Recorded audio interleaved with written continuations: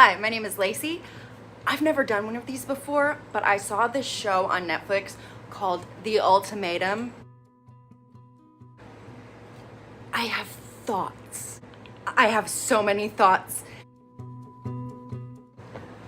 Okay. Episode 3. We're in the thick of it. This is the dinner, the choice. So we are at dinner. Alexis just freaked out because she doesn't want to see Hunter dating other people. She doesn't want to date other people. I think it's because nobody likes her, but Vanessa or Nick asks Hunter what he thinks about everything. Hunter stands up and he says, guys, I want to marry Alexis. So he proceeds to go around the table and basically propose to Alexis, the partner that he came to the show with. And she's crying, she says yes, and it's all very happy. It works, so good for them. While the proposal's happening, Nate, who was originally there with Lauren, who doesn't want kids, he whispers across the table to Madeline, who is there with Colby. He says, I'm gonna pick you. And she says, what? And he says, yeah, I'm gonna pick you. And she says, are you serious? Like her and Randall have a thing. Like, why is Nate doing this? So she just kind of laughs it off and kind of goes along with the rest of the night. Nick and Vanessa ask Colby, who is originally there with Madeline, who he chooses. And before he even gets to finish, Alexis, who is now proposed to her boyfriend Hunter, who she came here with, and decides to butt in on Colby's situation, on what they asked him about. And Alexis is like, I'm sorry, I just have to butt in here. I don't think you're a good person. And it's like, why? Because he didn't find you attractive? Because he was honest with you about it? Why is he not a good person? Madeline, who originally came there with Colby, doesn't say anything. But thankfully, Lauren, who is sort of into Colby, is like, you know what, back up, Alexis. I have had nothing but good interactions with Colby, so like, whatever, you know, he's kind, he's nice, like, back off. And I agree with Lauren. Alexis needs to chill the out. After Alexis gets shut down by Lauren, Colby continues and basically gets called upon to choose. He chooses Lauren. He says, I'm so glad I was able to help you overcome this kid's thing. Nate, meanwhile, is getting a little bit pissy and possessive, and he says, basically, if his girlfriend Lauren decides to have a trial marriage with Colby for 3 weeks, he's gonna shit himself. And it's like, is that jealousy? Is that love? Or is that just possessiveness? To be determined. After Colby picks Lauren as his choice for the trial marriage, Nate loses it. They call upon Lauren to make her choice. So Colby has chosen Lauren and he sits down. Then they choose Lauren to make her choice. And Nate, out of some form of toxic masculinity and needing to own Lauren, if he can't have her, no one can, sort of thing, Nate decides to propose to Lauren.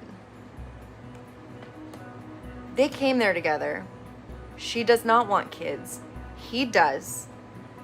He was gonna choose Shanique, then he was gonna choose April, and then he told Madeline he was gonna choose her. It doesn't seem like they sorted out their issues. She wants kids, she doesn't want kids, he does. Nothing is any different. He hasn't decided he doesn't want kids or is more open to her choosing. He just didn't want her to be with anyone else. And that I have a huge issue with. So Nate proposes and Lauren says yes, and they're going to live unhappily ever after. Fine. Nick Lachey and Vanessa they ask Colby, they say, okay, Colby, well, now that that's happened, who do you pick? Since your first choice just got engaged to this sociopath, who do you pick? And he decides to pick April because they've had a really good relationship. She initially liked him. He was into Lauren, so he said no, but he was willing to give April another shot because of how things panned out. And April's always been very sweet, so Colby picked April. April was happy to pick Colby. Fine. What is great is Nate tries to butt in when Colby's making his second choice, and April's like, okay, anyway, what were you saying, Colby?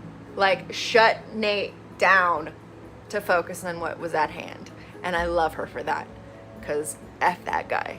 Everybody knows that Nate proposing was bullshit. Okay, it was BS. And so when Nate starts to talk again, April's like, she loses it, but in the best way. She calls him out. She says this is a fake proposal. She says you're jumping on Alexis and Hunter's proposal. Colby asks Lauren what has changed in a week, because they've been dating these other people for a week, and basically he asked her what has changed. The ultimatum basically was the kid situation, which has not been resolved. So why does she say yes? Why did he propose to her? Why is this even happening? Madeline, April, Colby, Ray, and Zay are all like, what? You could see it in their faces, like across the table. It is amazing. They're just like, this is not real. Like, what the are they doing? Like, no.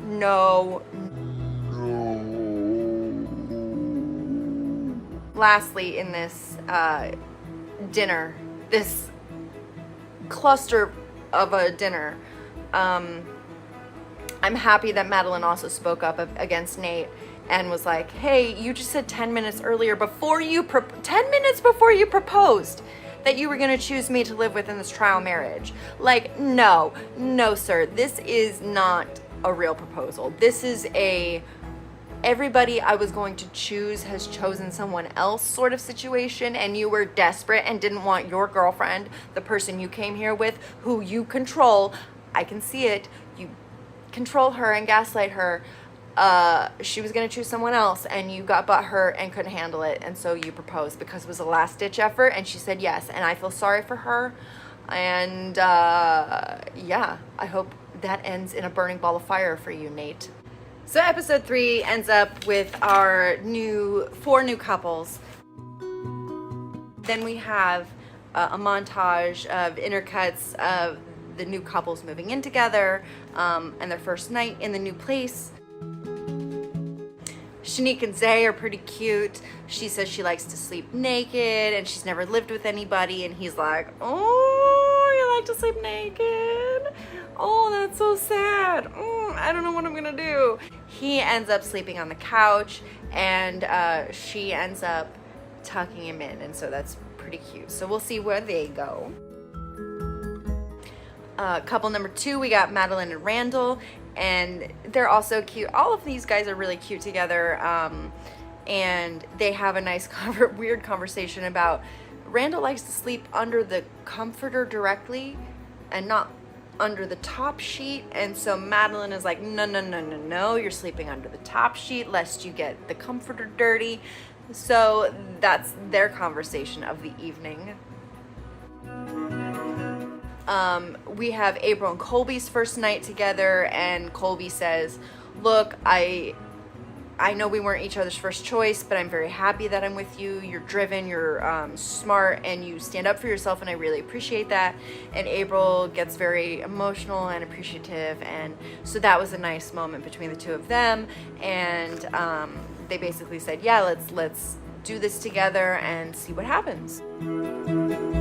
The episode ends with Jake and Ray and their first night together, and it is very sexually charged, and they're laughing and they're having fun. And in Jake's confessional, he says, oh yeah, of course I would sleep with her, who wouldn't want to? And it didn't seem like anything happened.